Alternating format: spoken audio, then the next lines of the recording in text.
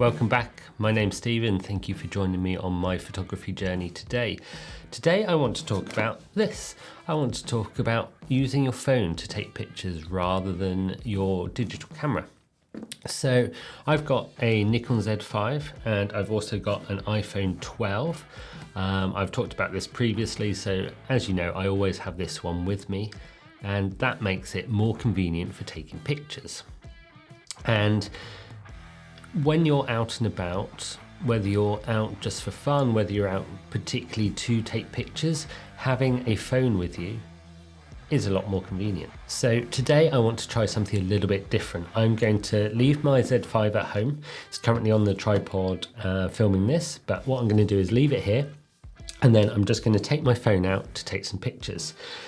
As I've said before, I have the iPhone 12 and the pictures that come out of it always look good to me. So what I'm going to do today is see what I can do with it, see how far I can push it when I'm out with Branston in the woods, and just see whether it can replace my Z5, whether it's something that I would recommend doing or not, and we can kind of go from there really. One of the things that we can do is look at the pros and cons of taking this compared to taking a mirrorless camera or a DSLR.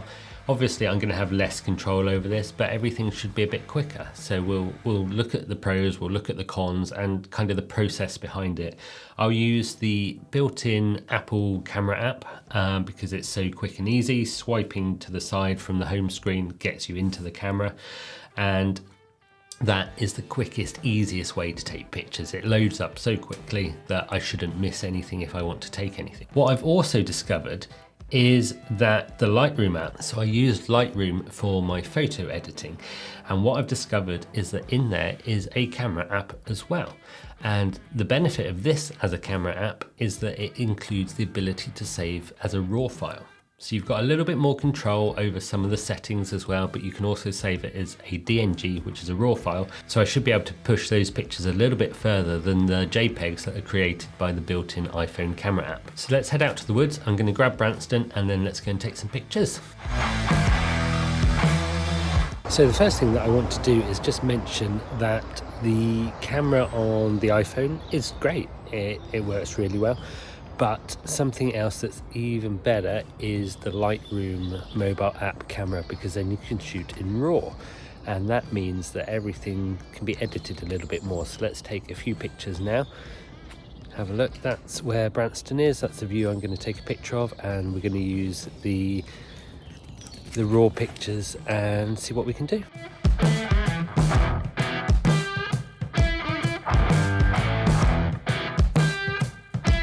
So this is where we are in the woods, lots of trees, lots of places to take some decent photos, and we're just going to carry on walking up this way and then see what else we can do. So let's go.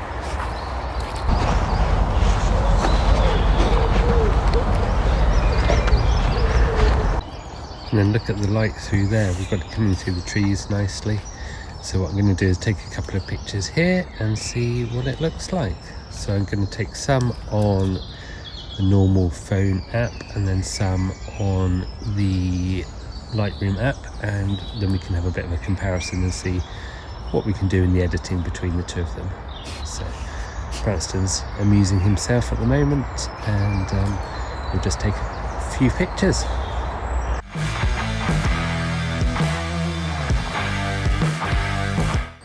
So just up ahead of us now is this tree in the sunlight. I'm not sure how well it comes across in video. Let's move over this way slightly. And there we go. So that tree there, I'm going to try and take some pictures of that with the sun shining on it and the other trees in a bit more shadow. So again, we'll use both apps and see where we go from there.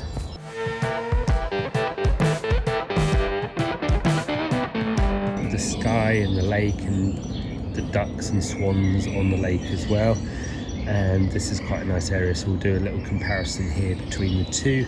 It looks quite good on video, so that's not too bad, and we will compare the two different pictures that we get at the end of it through the camera. They're both looking pretty similar, and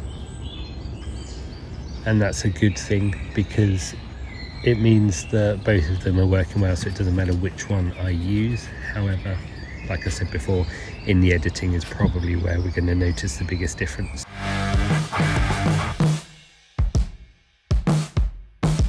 And here's the lake, and this is where I've taken a lot of pictures before across the lake. Recently there's been some really nice misty mornings. I mean, there's a plane coming overhead now, so that probably doesn't help you hear me what I'm talking about, but again, this is somewhere else that I can test the camera. I know I've got pictures from my Nikon Z5 in order to compare to, and this way we'll have a three-way comparison between these cameras. But I'm just really enjoying being out and about.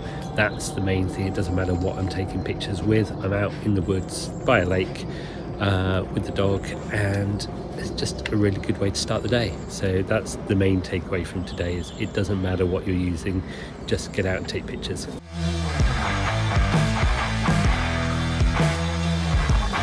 I'm just sat here on this bench while Branston has a run around, so definitely not take it too seriously today, and definitely a calm, relaxing start to the day.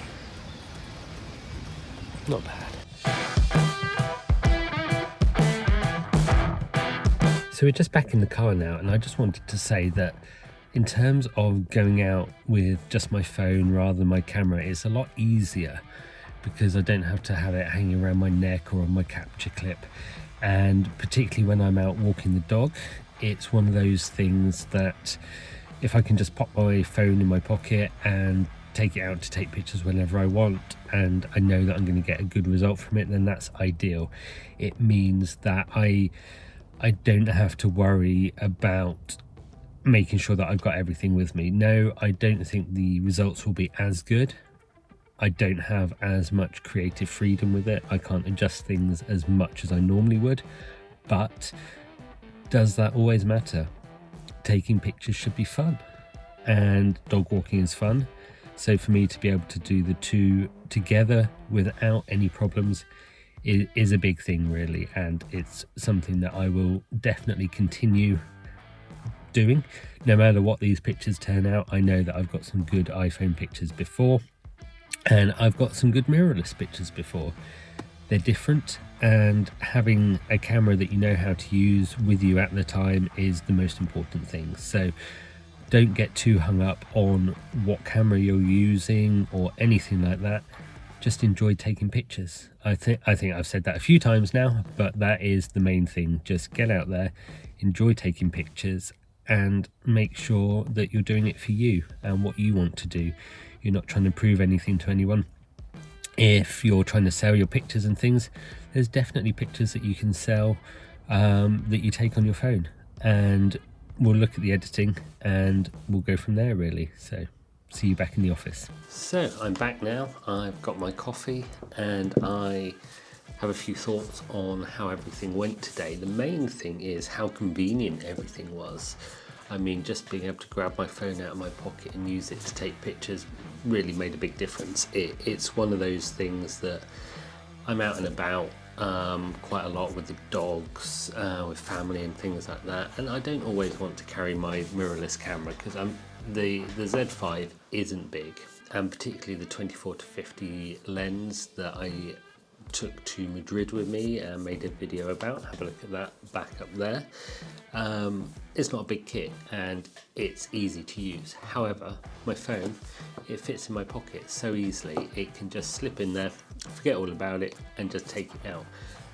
And I think the biggest benefit is being able to just grab it, swipe to the side, and then I can take a picture, and it's as simple as that. It doesn't take any more thought than that. The Lightroom app is great. The fact that you can save as a raw file makes a big difference, because then you can easily use that as a proper file. Photo editing is a bit easier in Lightroom and things like that because it's immediately there. Take the picture and it's in your cloud storage on Lightroom, which is great. That makes a big difference, because if I stop for a coffee, if I just stop on a bench to sit down, I can look in Lightroom, I can do a little bit of editing on my phone and it's not a problem. Whereas if I have my Nikon with me, I'd have to transfer the files and then edit them, but just that little bit of convenience. It's not a big thing, but it's one of those things that could come in handy every now and again. But the speed of opening the inbuilt Apple camera app can't be beaten, really. That swipe, take a picture, you won't miss anything. And the pictures are good, as you've seen. There is definitely a difference between the phone and the Z5. And I think it'll be even more true for more high-end cameras. I know the Nikon Z5 is an entry-level camera. That's what I've got it for. It's my first real camera. I said real camera. But the pictures from it are fantastic, and I think the lenses that you use make a big difference. So there's a lot more flexibility. You can be a lot more creative by changing the different settings. And yes, on the Lightroom camera app, you can change the settings. However, because you're doing it all on your phone, because you're doing it in a way that everything's on the touch screen, there's no feedback. You can't feel a particular physical button in order to change something. Whereas on the Z5, all I need to do to change the ISO is hold a button with my thumb and twist a dial with my finger, and that's it, as simple as that.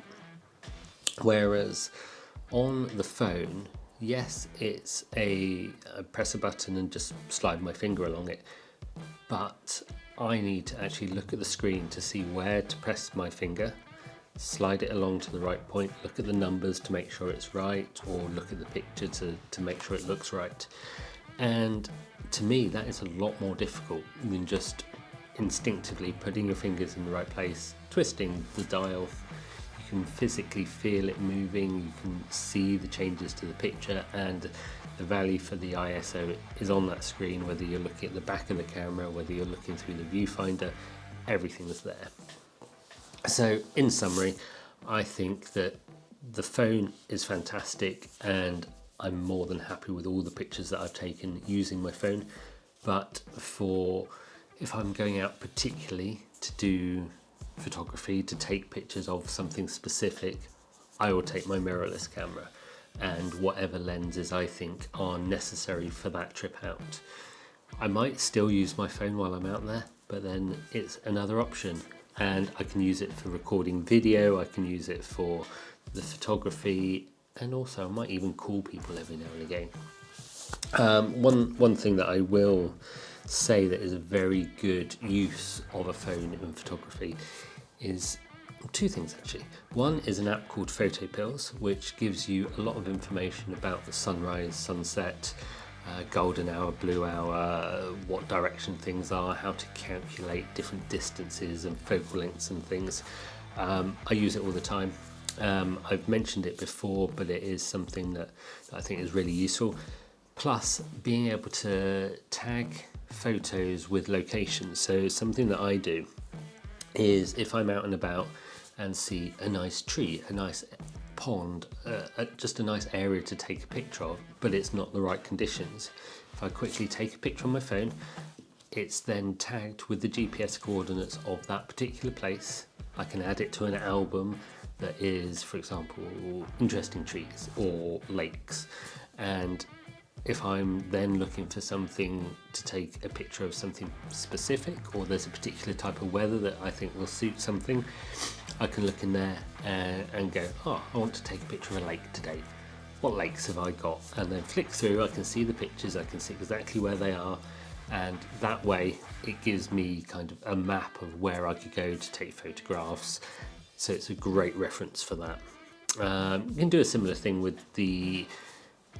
your camera and Lightroom, but it's not as easy as using the Apple Maps, Photos, that kind of thing. So yes, I love Apple, if you hadn't guessed, and Nikon.